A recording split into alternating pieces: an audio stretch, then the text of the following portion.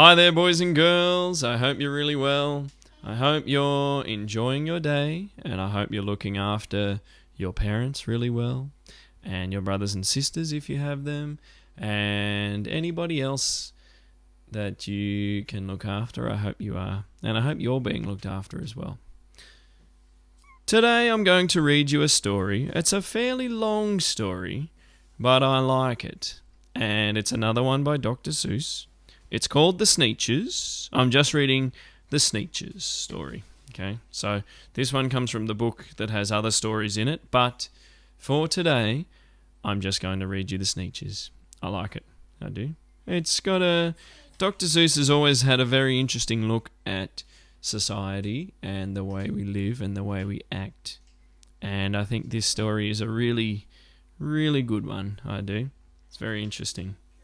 So, here we go. The Sneechers. The Sneechers. Written and illustrated by Dr. Seuss. The Sneechers. Now, the star-belly Sneechers had bellies with stars. The plain-belly Sneechers had none upon theirs. Those stars weren't so big. They were really so small. You might think such a thing wouldn't matter at all. But because they had stars, all the star-belly Sneechers would brag. We're the best kind of Sneech on the beaches. With their snoots in the air, they would sniff and they'd snort. We'll have nothing to do with that plain-bellied sort. And whenever they met some, when they were out walking, they'd saunter straight past them without even talking. When the star-belly children went out to play ball, could a plain belly get in the game? Not at all. You only could play if your belly had stars, and the plain belly children had none upon theirs.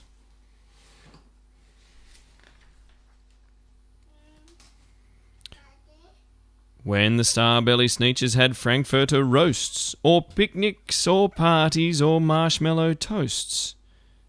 Toasts, yeah. They never invited the plain-belly Sneechers. They left them out cold in the dark of the beaches. They kept them away, never let them come near, and that's how they treated them year after year. Can you hop out of the sunlight there, miss? Come round to the side. Thank you. Then one day, it seems, while the plain-belly Sneechers were moping and doping alone on the beaches, just sitting there wishing their bellies had stars, a stranger zipped up in the strangest of cars. "My friends," he announced in a voice clear and keen, "my name is Sylvester McMonkey McBean, and I've heard of your troubles. I've heard you're unhappy, but I can fix that. I'm the fix-it-up chappie. I've come here to help you. I've got what you need. And my prices are low, and I work at great speed. And my work is 100% guaranteed." What a wonderful voice he's got. Then, quickly, Sylvester McMonkey McBean put together a very peculiar machine, and he said, "You want stars like a star-belly Sneech? My friends, you can have them for $3 each. Just pay me your money and hop right aboard." So they clambered inside, and the big machine roared, and it clonked, and it bonked, and it jerked, and it burked, and it bopped them about. But the thing really worked. When the plain-belly Sneechers popped out, they had stars. They actually did. They had stars upon theirs. Amazing. Then they yelled at the ones who had stars at the start. "We're exactly like you. You can't tell us apart. We're all just the same now, you snooty old smarties. And now we can go to your frankfurter parties." "Good grief," groaned the ones who had stars at the first. "We're still the best Sneechers, and they are the worst. But now, how in the world will we know?" they all frowned. if which kind is what, or the other way round.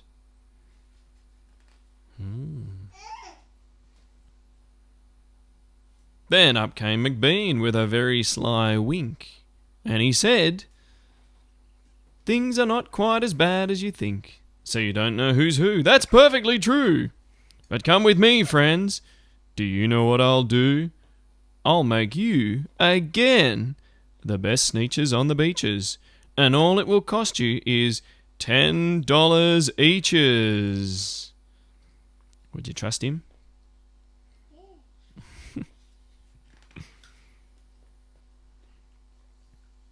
"Belly stars are no longer in style," said McBean. "What you need is a trip through my star-off machine. This wondrous contraption will take off your stars, so you won't look like the Sneechers who have them on theirs." And that handy machine, working very precisely, removed all the stars from their tummies quite nicely.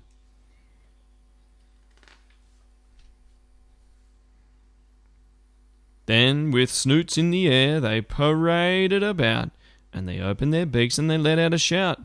"We know who is who, there isn't a doubt. The best kind of Sneechers are Sneechers without."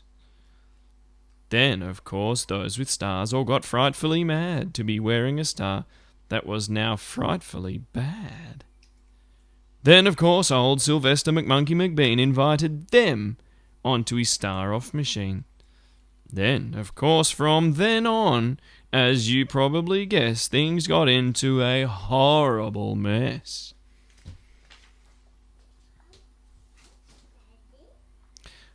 All the rest of that day, on those wild screaming beaches, the fix-it-up chappie kept fixing up Sneechers. Off again, on again, in again, out again. Through the machines they raced round and about again, changing their stars every minute or two. They kept paying money. They kept running through, until neither the plain nor the Starbelly Sneechers knew whether this one was that one, or that one was this one, or which one was what one, or what one was who. Then, when every last cent of their money was spent, the fix-it-up chappie packed up, and he went. And he laughed as he drove in his car up the beach. They will never learn. No, you can't teach a Sneech.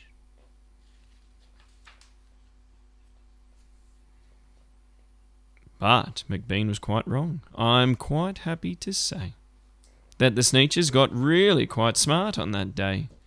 The day they decided that Sneechers are Sneechers, and no kind of Sneechers is the best on the beaches. That day, all the Sneechers forgot about stars, and whether they had one or not upon theirs.